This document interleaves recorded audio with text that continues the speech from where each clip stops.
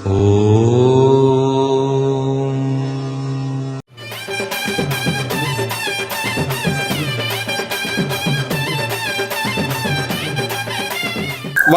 செம்முனி ஜிராமுனி கருமுனி மாயமுனி மகாமந்திரமுனி வேதமணி நாதமணி பூதமணி மந்திரமணி முத்துமணி நானே பேசுகிறேன்.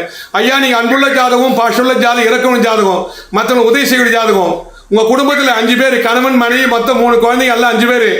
அதில் ஒரு பொண்ணு இறந்துடுச்சு, ஒரு 2 பையன் இருக்கான். இருக்கடா? அதே மாதிரி வந்து 3 இடத்துல பணம் கொடுத்து ஏமாத்திட்டீங்க. எல்லாம் நம்பிக்கை துரோகம் பண்ணிட்டாங்க, கொடுக்குற ஏமாத்திட்டாங்க. எந்த ஒரு பாண்டும் வாங்கல, எந்த ஒரு பத்திரமும் வாங்கல, எந்த விதமான வந்து போனா செக்கும் வாங்க விட்டீங்க. நம்பிக்கை பேர்ல பணம் கொடுத்துட்டீங்க, பல லட்சம் கொடுத்துட்டீங்க. உங்களுக்கு படிப்பறி குறைவு. இந்த உலகம் எப்படிப்பட்ட உலகம் தெரியாம படிப்பறி குறைவால ஏமாத்திட்டீங்க. யாரோட நீ ஆலோசனை பெறல. எல்லாரும் உங்களுக்கு கேக்குறாங்க, ஏன்னா இது மாதிரிலாம் செய்த, ஏன் இது மாதிரி பண்ணுன்னு கேக்குறாங்க. எதை நம்பி நீ கொடுத்த, அவங்க எப்படி கொடுப்பான்னு நம்பிக்கையா கொடுத்த அப்படின்னு கேக்குறாங்க. சொல்லுங்கயா. இப்ப நான் பட்ட கஷ்டம் பிள்ளைங்க படவும் நினைக்கிறீங்க. நான் உயிரோடு சொல்லி என் பிள்ளைங்க அந்த பணத்தை வாங்கி கொடுக்கணும்னு ஆசைப்படுறீங்க. சொத்து பத்து பிரச்சனை தீர்ந்து ஆசைப்படுறீங்க. சொத்து பத்து அனுபவிக்க முடியல, வாங்கின குடும்பம் வட்டி கட்ட முடியல. நீங்க அத்துணை கொடுத்துட்டு நீங்க பணத்துக்கு அந்த குட்ட பணத்துக்கு வட்டி கட்டிட்டு இருக்கீங்க. இதுல இருந்து மாற்றம் வரணும். குடும்ப நிம்மதி இல்ல, நோய் நொடி வேற ஆட்டி படைக்குது.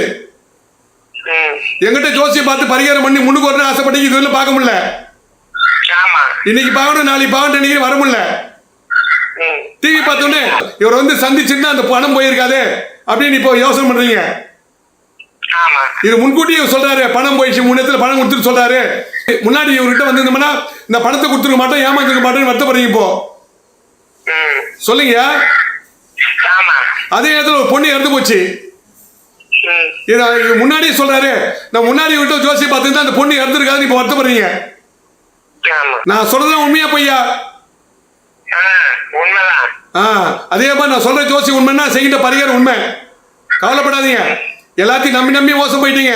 சொத்து பிரச்சனை, வருமான பத்தல, ஒரு பொண்ணை எழுந்துட்டீங்க, குடும்பத்தில் மன நிம்மதி இல்ல, எல்லாம் நம்பிக்கை துரோகம் பண்ணிட்டாங்க, நம்பி மோசம் போயிட்டீங்க.